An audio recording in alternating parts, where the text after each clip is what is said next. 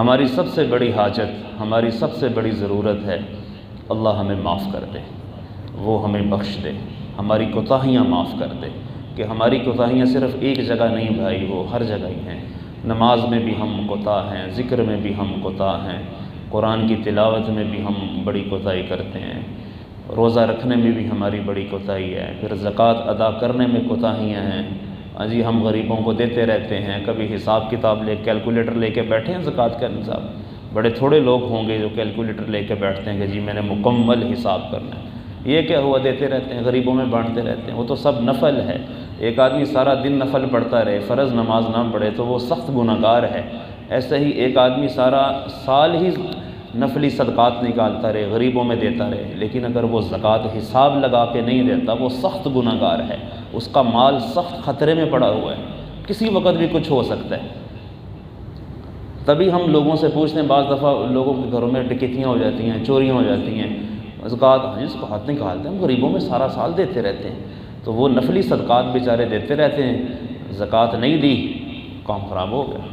تو سخت رزق میں بندہ ہوتا ہے، جب بندہ زکوٰۃ نہیں نا اپنے مال کی دیتا، اس کا کاروبار داؤ پہ لگا ہوتا ہے، کچھ بھی ہو سکتا ہے، شارٹ سرکٹ ہو سکتا ہے۔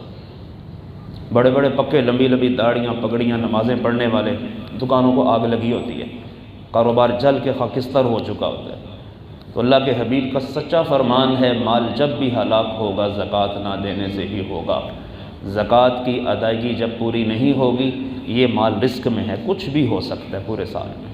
تو اللہ کی ہم پناہ چاہتے ہیں، اللہ کی کہ اللہ ہمارے مالوں کی بھی حفاظت فرمائے، جانوں کی بھی، لیکن ہمیں بھی ایک قدم آگے بڑھنا ہے۔ اللہ کے احکامات کو ہم نے ہوا میں بھائیوں کبھی بھی نہیں اڑانا، اللہ کے احکام کی قدر کرنی ہے ہم لوگوں نے۔ تو رمضان کا مہینہ اللہ نے اس لیے دیا تاکہ ہم اس میں نیک اعمال کر کے اپنی ویلیو اللہ کے ہاں بڑھائیں، کہ عبادت سے بندے کی ویلیو اللہ کے ہاں ہو جاتی ہے۔ پھر ایسے ہی بندہ جب بندے کے کام آتا ہے تو اس کی ویلیو اللہ کے ہاں بہت بڑھ جاتی ہے۔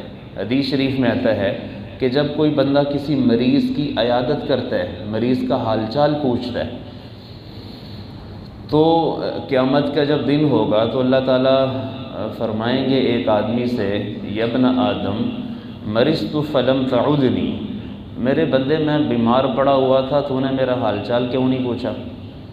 تو وہ کہے گا یا اللہ آپ رب العالمین ہیں، آپ کیسے بیمار ہو سکتے ہیں؟ تو اللہ تعالیٰ فرمائیں گے فلاں میرا بندہ بیمار تھا تو اس کا حال پوچھ لیتا تو ایسے ہی تھا جیسے میرا حال پوچھا۔ بندے کی ویلیو دیکھیں، مسلمان کتنا قیمتی ہے۔ پورے کا پورا دین ہمارا مسلمان کے گرد گھومتا ہے، پورا دین ہمارا مسلمان کے گرد گھومتا ہے۔ تو اللہ نے ہمیں کامیاب کرنے کے لیے مسلمان دیا ہے۔ میرے بندے میں بھوکا تھا تو نے مجھے روٹی کیوں نہیں کھلائی، کھانا کھلاتا مجھے؟ تو وہ کہے گا یا اللہ آپ تو سب کو کھلاتے ہیں، میں آپ کو کیسے کھلا سکتا ہوں؟ تو اللہ تعالیٰ فرمائے گا ایک مسکین تیرے پاس آیا تھا، کھانا مانگا تھا، تو نے اسے کھانا نہیں کھلایا تھا، اگر تو اسے کھلا دیتا تو تو مجھے ہی کھلاتا۔ اللہ کھانے پینے سے پاک ہے، لیکن مسلمان کا مقام اتنا اونچا کر کے بتایا جا رہا ہے کہ مسلمان کی عیادت کرنا ایسے ہے جیسے اللہ کی عیادت کرنا، مسلمان کو کھانا کھلانا ایسے ہے جیسے اللہ کو، اللہ تو ان چیزوں سے پاک ہے۔ لیکن عیادت کے بھی آداب ہم لوگوں کو کوئی نہیں آتا۔ کسی مریض کے پاس عیادت کرنے جاؤ نا تو اللہ کے حبیب صلی اللہ علیہ وسلم جب جاتے تھے کسی مریض کی عیادت کرنے کے لیے تو آپ اس کی پیشانی پر ہاتھ رکھ دیتے تھے، مریض کی پیشانی پہ ہاتھ رکھتے تھے۔ لا باس طہور انشاءاللہ، پریشان نہیں ہونا، انشاءاللہ یہ سب ختم ہو جائے گی، یہ بیماری تیرے گناہوں کو پاک کرنے کے لیے آئی ہے، انشاءاللہ تو گناہوں سے پاک ہو جائے گا۔ پھر آپ دعائیں دیتے تھے مریض کو، حال چال اس کا پوچھتے تھے، اور پھر اس سے پوچھتے تھے کچھ کھانے کو جی چاہتا ہے تیرا؟ ایک مریض کے پاس حضور گئے تو آپ نے پوچھا کیا کھانے کو جی چاہتا ہے؟ اس نے کہا گندم کی روٹی کھانے کو جی چاہتا ہے۔ تو پاس کھڑے لوگوں سے آپ نے فرمایا جلدی سے مریض کے لیے گندم کی روٹی تیار کر کے لاؤ بھائی، کہ جو مریض مانگے اس کو دینا چاہیے۔ تو عیادت کے آداب بھی کوئی نہیں ہم لوگوں کو پتہ۔ اب میں بیمار ہوا تو لوگ میرے پاس آتے تھے نا، چنگا ہوا ہے، چنگا ہوا ہے، نہیں نا ماسک باندھے، ماسک نہیں نا پایا تو یار وہ ایک آدمی بیچارہ زندگی موت میں پڑا ہوا ہے، اچھا نہیں نا ماسک پایا تسی چنگا ہوا تھا کورونا ہو گیا۔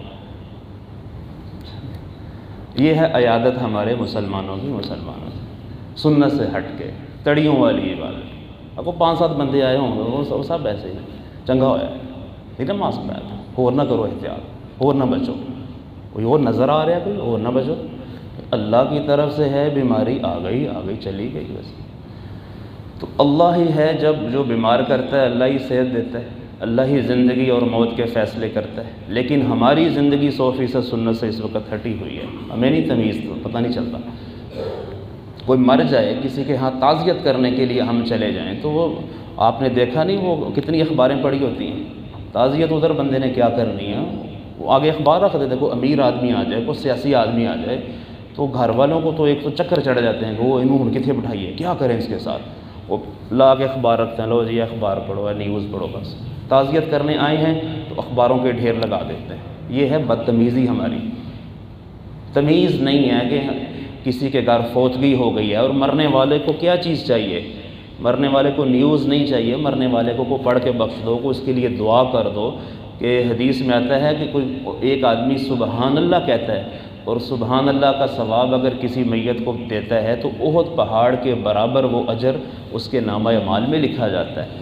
اور میت اپنی قبر میں حضور فرماتے تھے ایسے ہوتی ہے جیسے کوئی ڈوبنے والا پانی میں، جو پانی میں کوئی غرق ہو رہا ہے، اگر اس کے لیے دعا چلی جاتی ہے تو ڈوبنے والے کے لیے سہارا ہو جاتی ہے وہ، اور دعا بہت طاقتور چیز ہے۔ تو نہ جینے کا پتہ، نہ مرنے کا پتہ، نہ تعزیت کا پتہ، نہ عیادت کا پتہ، ہم بس اللہ جانے، مجھے بڑا دکھ ہوتا ہے کہ ہم پتہ نہیں کس ڈگر پہ چل رہے ہیں۔ جب تک ہم قرآن سے، حدیث سے، سنت رسول سے نا آشنا رہیں گے، ایسے ہی چلتے رہیں گے، اور پھر دنیا پہ وبائیں اور بیماریاں اور یہ چیزیں، ظالم حکمرانوں کا تسلط، یہ ہمارے اوپر بھائیوں ایسے ہی رہے گا اگر ہم قرآن اور سنت کے سائے میں جب تک نہیں آتے اور اچھی طریقے سے ہم اس کو اپنی زندگی میں نہیں لے کر آتے۔ یہ نظام ہمارے ساتھ ایسا چلتا رہے گا۔ ہمیں ٹھیک ہونے کی ضرورت ہے، اور ٹھیک ہونا ہمارا کوئی مشکل نہیں ہے، بس نیت کرنی ہے کہ آج کے بعد میں سنت کے مطابق اپنی زندگی بسر کروں گا۔ قرآن کریم کو پڑھنا شروع کریں ترجمے کے ساتھ، اور اب جو چیزیں قرآن بتاتا جائے اس پہ عمل کرتے جائیں، جس چیز سے روکتا جائے اس سے اپنے آپ کو زبردستی روکتے جائیں۔ چند مہینوں کی پریکٹس سے بندے کی ایک عادت، ایک طبیعت بن جائے گی کہ اللہ کی بات ماننا آسان ہو جائے گی، اور اللہ کا ذکر